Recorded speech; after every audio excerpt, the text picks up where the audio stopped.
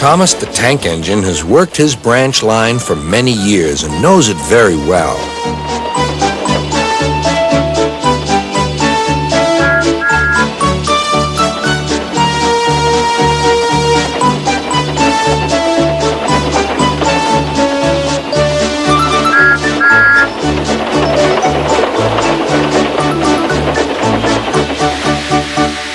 You know just where to stop, Thomas, laughed his driver. You could almost manage it without me. Thomas had become conceited. He didn't realize his driver was joking. Later, he boasted to the others. Driver says I don't need him now. Don't be so daft, snorted Percy. I'd never go without my driver, said Toby earnestly. I'd be frightened. Huh, boasted Thomas. I'm not scared. You'd never dare. I would then. You'll see. The next morning, the firelighter came. Thomas drowsed comfortably as the warmth spread through his boiler. Percy and Toby were still asleep. Thomas suddenly remembered.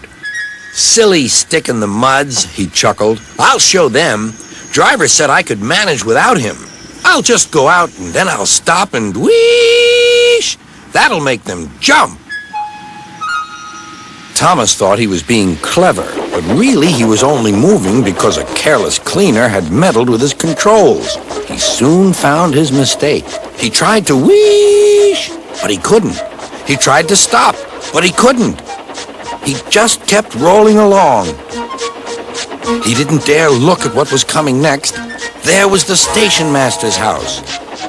The stationmaster was about to have breakfast. Horrors, cried Thomas, and shut his eyes. The house rocked, broken glass tinkled, plaster was everywhere. Thomas had collected a bush on his travels.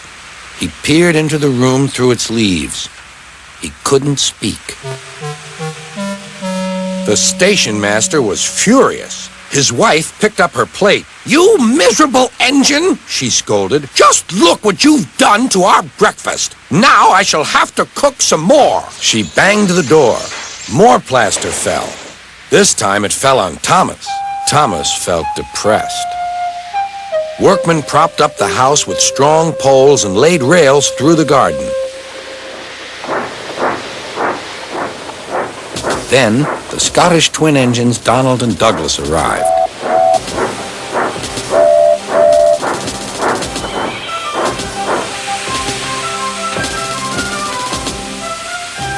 Dinna fash yourself, Thomas. We'll soon have you back on the rails. They laughed.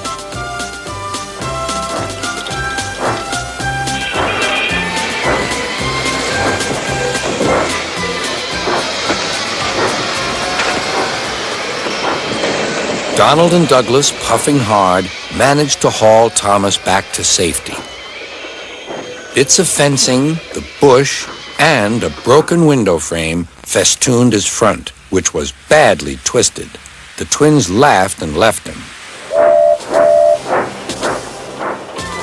Thomas was in disgrace. There was worse to come. You're in a lot of trouble, Thomas. I know, sir. I'm sorry, sir. Thomas's voice was muffled behind his bush. You must go to the works and have your front mended. It will be a long job. Yes, sir. Meanwhile, a diesel rail car will do your work. A diesel, sir? Thomas spluttered. Yes, Thomas. Diesels always stay in their sheds till they are wanted. Diesels never gallivant off to breakfast in stationmasters' houses.